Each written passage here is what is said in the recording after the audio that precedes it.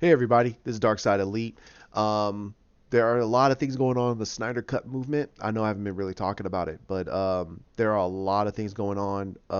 Zack Snyder has posted some videos. I'm sorry, some pictures of Cyborg at a grave site, and he's pounding the earth, showing some rage and anger.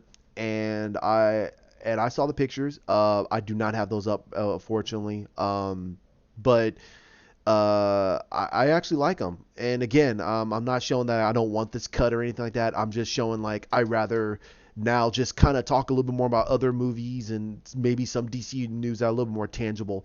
Because right now the Snyder Cut is still being fought for, and I'm still there. I want the Snyder Cut to come out. I really, really do want Zack Snyder's movie to come out so we can finally start moving forward with the DCEU. Chris Wong and John Aaron Garza at, over at DC Film Hub, Chris Wong at Ping Pong Flick Show, and Dave Pena, and even Colin Movie Mars. They're all fighting very hard to really just talk about things and just have fun with everything. And I'm keeping myself off of Twitter. I will only show up a little bit, but I just want to talk about this a little relatively quick. I like the picture. I think it shows a lot of emotion that's going on with Cyborg, because from what we know, his dad was supposed to be dead. Like, there was a scene there when they go into the Star Labs and they confront the parademons to resurrect Superman. His dad sacrifices himself and dies, which causes Victor to really lose it, and that got cut out. So we didn't get to see what happened to his father. So what I'm thinking is that they sacrificed a lot of emotion for Cyborg because they felt that fans did not want that. They just want happy-go-lucky heroes, and it shows a lot of disservice. It shows tons of disservice to not just the Cyborg character, but to the legacy that happens to Cyborg, and a lot of heart and a lot of emotion that goes through with it, because Cyborg's character is marred in tragedy. He got into a massive accident. Now in this one, he got into a car wreck. Now I think, and I remember in the original, he did get into a car wreck, and his dad put cybernetic implants into him. He made him a little bit more cybernetic. But in this one, they did it with the mother box. It got reconstructed by the mother box, and I feel that Snyder did a really good job, and he really wanted to show that these superheroes are just people. They're people with these powers, but they're still people. And I think that a lot of people do not understand that, because they feel that the reverse needs to happen. That we need to see these people becoming superheroes, and it's like, no, that's never been DC's mantra. Marvel's mantra is they're people being gods, while DC's is it's gods being people. Superman is considered a god. Wonder Woman is considered a goddess. The Flash is the fastest man alive, a god. Cyborg, he is a cybernetic interactive he's a cybernetic artificial intelligence. So he's an advanced piece of technology, which is a god. I mean, he is considered a god. Aquaman is the king of the seven seas. He is part Atlantean, part human. He has all this technology. He has these magical trinkets and powers. He's a god. Batman, he is the Dark Knight. He's the embodiment of shadow and vengeance and justice. To most mere people, he's a god. I mean, he trained himself to become a predator in the night. So to most people, he's considered a god. So these are gods being people. They're still people.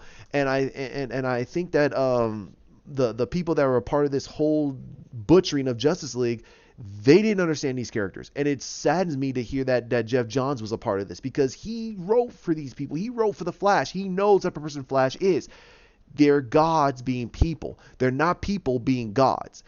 You'll see Superman just lording it out on people, just trying to save everyone's life. No, he's trying to better people. He's trying to show to them that he is not a god. He is just a man that's been endowed with these gifts, and he's here to help people. That's not Iron Man. Iron Man lords over people. He wants people to see him as this grandier person than he's supposed to be. Same thing goes for Captain America. He is the symbol of liberty. Thor, he is a god. He sees himself as a god. He worships himself as a god.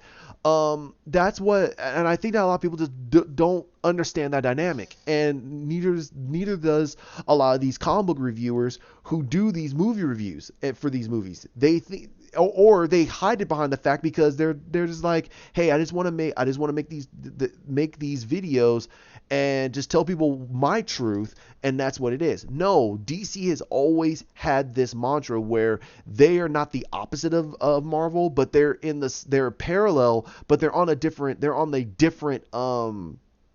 side of the street. They don't see their heroes as gods. Their gods are people. Marvel wants to put their fantastical where people see them as gods and they're admired as gods. So that's why I felt that Snyder knew these characters a lot better than most people give him credit for. And I hope that very much that the Snyder Cut does come out. I want it come out. I want to see what he did, and I'll keep saying it until the cut comes out, or a lot of us just kind of move on from the cut. Now, there's some more things that's been going on, but until I get a little more information, I'm not gonna say very much of anything or give my opinion about it because I don't want to throw out false information. So, but that's the news for right now. You could see it on Zack Snyder's Vero. It's there.